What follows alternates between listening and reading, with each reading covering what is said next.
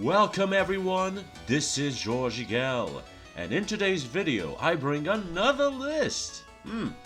It seems that I make a lot of lists in this channel.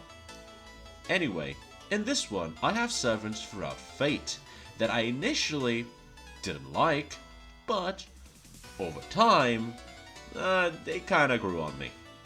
Some of them I even adore nowadays. There will be some order to the servant list, which will be the order of their release. Anyway, enough of that. Let's start this. Hassan of the Cursed Horn. Oh boy, I think everyone has kinda had the same experience as me. Hassan in Heaven's Feel is cold, sadistic, arrogant, and in most of his appearances, he's generally his opponent's punching bag. He was not made to be liked. But I never had a strong reaction to him. Hassan for me in Heaven's Feel was just kinda there.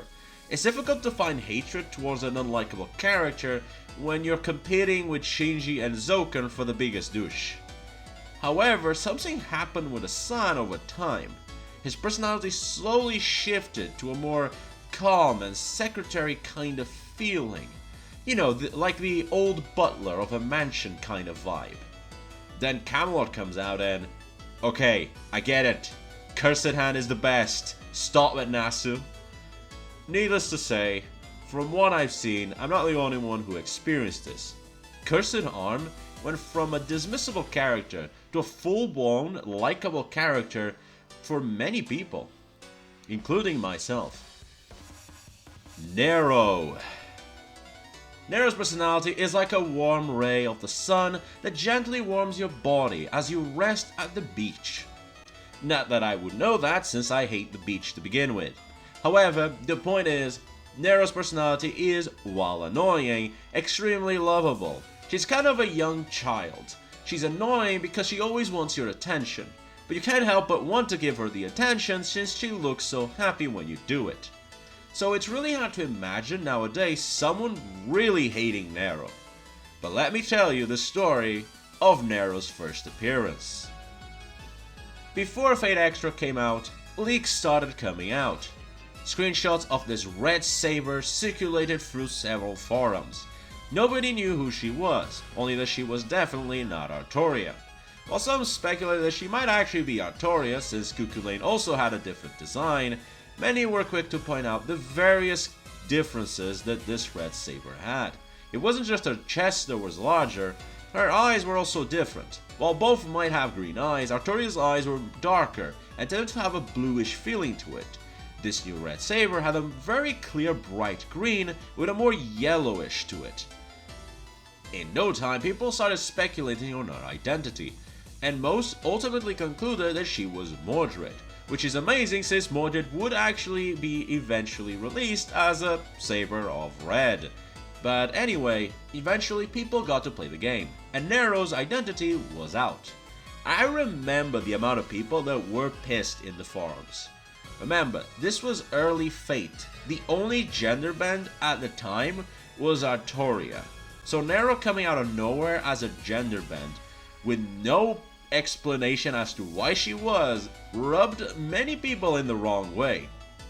Especially since Nero is quite an infamous ruler, and I was no different. For me, Nero was just a Roman tyrant that persecuted Christians. I could not understand the choice in the identity. But in the end, that didn't matter. Fate Extra, while repetitive and grindy, was still quite a good game with good story. And for all the backlash, many people were quick to jump on the Nero bandwagon. I took some time to also jump on the bandwagon, specifically until I got a copy of Fate Extra myself and played the game. Nero immediately sold me her personality, and I just didn't care who she was at that point. I love her cheerful and arrogant personality. This just shows you that you could have one of the worst identities possible, but if you make a really good character, then it doesn't matter. Spartacus. This one is more about design than anything else. Fate Apocrypha was originally going to be an MMO-like game with servants and masters. However, it was scrapped for unknown reasons, and they ended up releasing to the public these servant ideas they had made. This is where Cardinal, Jack the Ripper, Semiramis, and many others first appeared, Spartacus being one of them. And I hated his design. I hated the whole sadomasochistic theme he had. I legit did not like it, nor understood the choice. But that quickly changed when I saw Spartacus in action in the Fate Apocrypha novel and anime. I quickly grew to like this walking destroyer of oppression. Jeanne d'Arc. Oh, Jeanne d'Arc. By far one of my most favorite historical people. Mostly thanks to Age of Empires 2. I was initially happy about Jeanne d'Arc. I liked her design, her abilities made perfect sense for me, and then I saw her first appearance in Fate Apocrypha. I'm not going on a tangent over how terrible Fate Apocrypha is, but seeing Jeanne d'Arc act like a horny teenager while following that cardboard box really made me not care about her. And yes, I'm aware that she was influenced by the body's real owner, but that's just a literary excuse so that the author can have his self-insert date Jeanne. Luckily though, FGO came to the rescue and saved Jeanne for me, making her a much more dignified and also scary at times. Passionlip and Meltrylis. I'll do both at the same time for this one, since not only are they from the same game, but also because they share the same reason. If you play the Seraph event, which you should if you haven't, then you'll know that both of them admit to the player that their original selves were much, much worse than their current ones. That is not an overstatement. While I never got to play CCC since it was never localized, I got to see a playthrough with subtitles many years ago. And believe me when I tell you, both were not likable characters. Their designs were already off-putting. While Meltrylis' design could just be chucked as exhibitionism, Passionlip's design was just wrong. It didn't help that their personalities were terrible. Passionlip had the better of the personalities, but the fact that she would enter into fits of rage wasn't good. Meltrylis, on the other hand, was the worst one. Passionlip was at least pitiful, but Meltrylis was just horrible. I remember that there were quite a few people that voiced their dislike of Meltrylis in particular. But, as we all know, then FGO came in and made them likable. The end. Altera. We finally reached the servants first released in FGO. So just like Jeanne, I love Attila the Hun. Mostly because of Age of Empires 2 again. So when I heard that he was turned into this, I was just confused. It didn't help that Altra seemed to be covered in this veil of mystery, unlike all other servants. She had a unique name, Altera. Like, what was going on here? She called herself Destroyer of Civilization. Like, there was a lot of weird stuff here. It also didn't help that Altra liked to spook me. A lot. See this? Yeah, I have her at NP5. Never rolled for her once. But then, Extella came out. And while I didn't play it, since I'm a fanatic, I always want to know what's happening. And I have to say, Altera is really cute. Insanely cute. Even her Titan form is cute. Boudica. This was mostly design related. Boudica is quite a famous figure, so seeing her first design was just disappointing. I wanted so much more from her. At least her fur design was good, I guess, but Septon didn't do justice to sell her, and let's be honest, the artist... If I were to say one of the worst artists in FGO, it definitely would be Boudica's artist. Like, just look at her other designs and you'll get why. Luckily, FGO kind of understood that and put her in many events to flesh out her character. So now she's quite a lovable character, and it's hard to not like Boudica even if she's wearing panties. Like, okay, I guess. But in the beginning, yikes, it was bad. Ushiwakamaru. Again, it's the same as Boudica. It wasn't even the gender band that got me. It was just clothes. Or armor pieces? Like, what even is that? I didn't really dislike her since she didn't make an appearance until later on, but I just didn't care about her. I saw she was just a bad design. But then Babylonia came out and the rest is history. Edmond Dantes. Art style issue. I've said this before, and I'll say it again. I do not like Danganronpa's art style, and it's not even necessarily bad. I just googled Danganronpa's images, and there's clearly very good shots where the art style works.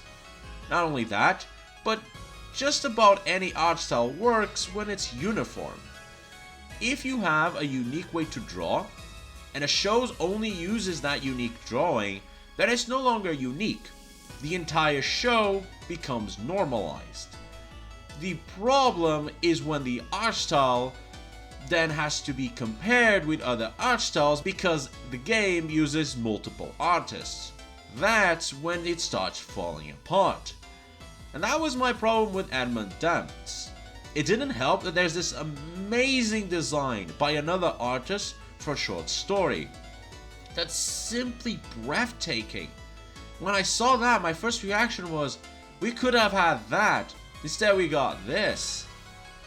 That said, Edmond Dantes is a very well developed character that was used so many times that I've just gotten used to him.